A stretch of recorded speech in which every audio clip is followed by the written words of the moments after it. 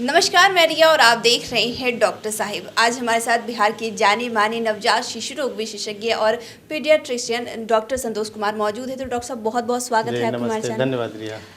सर्दियाँ शुरू हो चुकी हैं, ऐसे में सबके स्किन का ख्याल रखना बेहद ज़रूरी है और ख़ासकर जब बच्चों का आता है तो बच्चों के लिए तो ज़रूरी है कि उनका सही तरीके से देखभाल करें।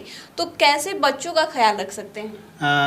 आपने बहुत सही क्वेश्चन उठाया है रिया। नवजात शिशु में खास करके हमारे समाज में जो इस त्वचा जो केयर होता है ना, वो काफ़ी मिसकॉन्सेप्शन है, मतलब मिथ है जो सही तरीके से नहीं होता है और बाद में चल के माताएँ या पिता बच्चों को लेकर डॉक्टर के पास पहुंचते हैं बाद में। तो मैं शुरू से 2-3 इसमें जानकारी है जो मैं आपसे साझा करना चाहूँगा। जैसे कि बच्चा जब भी जन्म होता है उसके बाद जब आप हॉस्पिटल से घर पे आते हैं या घर पे ही जो बच्चा जन्म लिया, ठीक है, तो आप बंद कमरे में सुसुम पानी में बच्चे को गर्म पानी से इमीडिएटली नहलाना चाहिए। नहलाने का भी तरीका है, जैसे आप बच्चे को गर्म पानी की एक टब लिए उसमें और पहले गर्दन से नीचे नहलाएं, ठीक है, और उसके बाद जब गर्दन से नीचे नहला दिए उसको साफ़ सफाई कर दिए, देन उसको सर से, ताकि उसको ठंडा ना लगे। और वैसे भी अभी विंटर सीजन है तो हमें ठंड से बचाना है।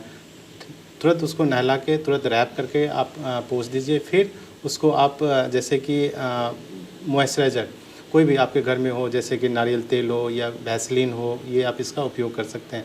और हमारे गांव में मिथ है कि बच्चे को जन्म के बाद जब तक छठी नहीं हो जाए, ठीक है, या तब तक नहीं नहलाना है, या फिर उसको सरसों तेल अप्लाई करना, आँख में काजल लगाना, ये सारे बच्चों को एक तरह का समस्या पैदा करता है।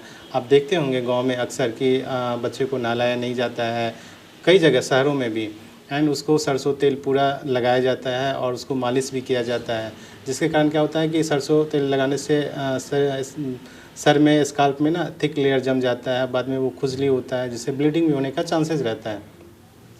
तो इन सारी चीज़ों को जो मिथ है वो हमें समझना चाहिए कि क्या केयर करना है। केयर ऐसे करना है कि आप बच्चे को नहला के उसको इमीडिएटली कोकोनट ऑयल जैसे नारियल तेल होता है या फिर वैसलीन है, कोई भी मॉइस्चराइज़र है आपका घर में, तो आप उसे अप्लाई कर सकते हैं, ठीक है। एंड आँख में काजल कभी नहीं अप्लाई करना चाहिए। गर्मियों के सीज़न में भी पाउडर यूज़ करने का कॉमन ये प्रचलन है, जो कि पाउडर एक तरह से अवॉइड करना चाहिए। हम अगर डेली नहीं नहाते हैं और पाउडर लगाते हैं तो हमारे शरीर का जो हेयर फॉलिकल है इस पर पाउडर आके जमा होता है, फिर ये फॉलिकुलाइटिस, हेयर रूट का इन्फेक्शन होने का चांसेस रहता है। तो साफ़ सफाई रखना और दूसरा स्किन का हाइड्रेशन, ये भी बहुत इंपॉर्टेंट है। दूसरा ये भी होता है कि आप देखते होंगे कि नहाने के बहुत देर के बाद जब कपड़े से हम पोंछ लेते हैं शरीर, उसके बहुत देर के बाद हम मॉइस्चराइज़र अप्लाई करते हैं। मॉइस्चराइज़र अप्लाई करने का सही तरीका ये है कि जैसे ही आप स्नान करने के बाद इमीडिएटली हल्के कपड़े से पोंछ के जो भी मॉइस्चराइज़र है, चाहे नारियल तेल हो या वैसलीन हो या कोई भी मॉइस्चराइज़र है, उसको हम इमीडिएटली उसी समय अप्लाई करना होता है, ताकि वो हमारे स्किन का हाइड्रेशन बैरियर को मेंटेन रखे। तो यही, और चाहे वो छोटा बच्चा हो या जैसे अभी सर्दी सीज़न है, सर्दी सीज़न में यूजुअली आप देखते होंगे कि बच्चे सप्ताह भर नहीं नहाते हैं, कपड़े चेंज नहीं होते हैं, जिसके कारण एक और चीज़ होने का चांसेस रहता है। एक होता है स्कैबिस करके, अगर आप साफ़ सफाई नहीं रखते हैं तो वो बीमारी होने का ज़्यादा चांसेस रहता है। इसके अलावा जैसे कि बात आपने काजल की थी, काजल नहीं लगाना चाहिए, तो बहुत सारे लोग डॉक्टर की बात को अवॉइड कर देते हैं कि कहने से क्या होता है। तो मैं चाहूँगी कि आप ये गलती जो लोग कर रहे हैं उसके बारे में उसको क्लियर कर दें कि आखिर काजल लगाने से कितना नुकसान होता है और कैसे, बिल्कुल, क्या ये असर डालता बहुत है? ही इम्पोर्टेंट आपने सही सवाल पूछा है। बच्चों को जैसे ही जन्म के बाद कुछ दिनों के बाद से ही काजल लगाना शुरू कर देते हैं।